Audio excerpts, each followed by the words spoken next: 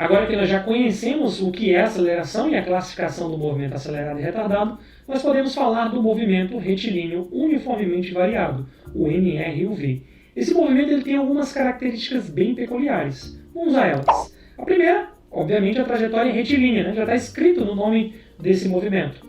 A segunda coisa é a aceleração desse movimento é constante. Um objeto que descreve um MRUV, ele possui aceleração constante. Então a aceleração média vai ser igual à aceleração instantânea. A cada momento ele sempre vai ter a mesma aceleração. Ela não muda por nada. Agora, se o objeto possui uma aceleração, o que ele vai ter também ali? Uma mudança no valor da velocidade.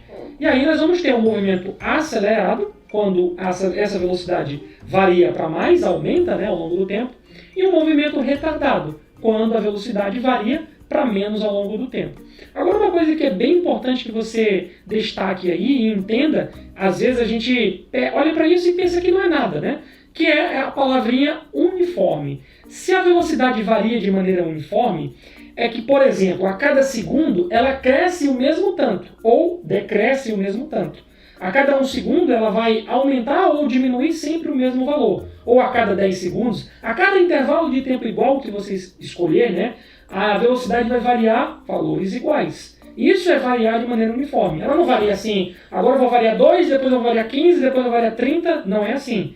Essa indicação do quanto a velocidade varia ao longo do tempo é exatamente a aceleração. Como ela é constante, então a velocidade varia de maneira uniforme, né? Então, se a aceleração, por exemplo, de um objeto vale 10 metros por segundo ao quadrado, significa dizer que a cada segundo a velocidade dele ou aumenta em 10 metros por segundo, ou a velocidade dele diminui em 10 metros por segundo. Isso é ser uniformemente variado. E a primeira equação que nós vamos aprender para esse movimento é a equação horária dos espaços dentro do MRUV.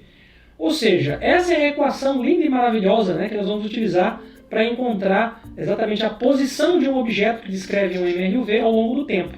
Esse S é a posição final, esse S com a bolinha embaixo é a posição inicial, isso é a velocidade inicial, o tempo e a aceleração.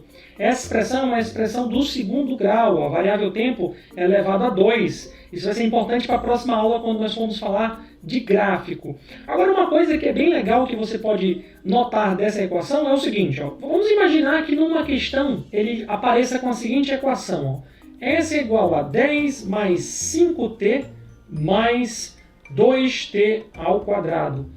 E dessa equação de um objeto que descreve um MRUV, ele te pergunta quanto é que vale a posição inicial desse objeto, a velocidade inicial ou a aceleração desse objeto.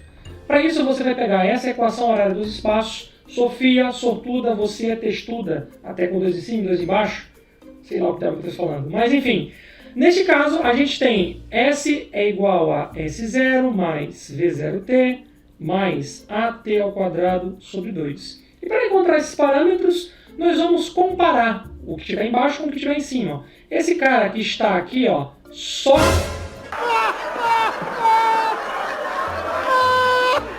ele é a nossa posição inicial.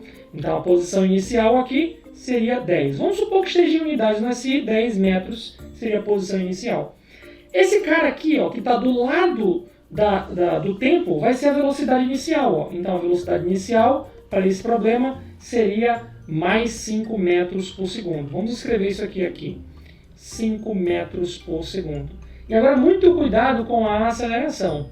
Porque quando você vai comparar, ó, a aceleração, é o que está do lado do t ao quadrado. O que está do lado do t ao quadrado aqui em cima é 2. E o que está do lado do t ao quadrado aqui embaixo? A sobre 2. Então você vai pegar a sobre 2 e igualar com 2. Então, a sobre 2 igual a 2. Logo, quanto é que vale a aceleração? A aceleração vale 4 metros por segundo ao quadrado.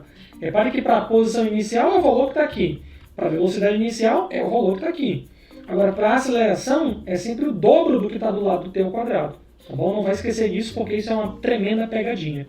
E outra coisa que pode aparecer também é, vamos supor que dessa equação que ele te deu aí, ele pergunta assim, qual é o instante, ou os instantes, que o móvel passa pela origem dos espaços. Como nós vimos lá para o MRU, para cá também nós temos a mesma conclusão. Toda vez que o objeto passar pela origem dos espaços, você vai colocar um 0 aqui na posição final. E aí você vai encontrar o tempo em que ele passa por essa posição nula.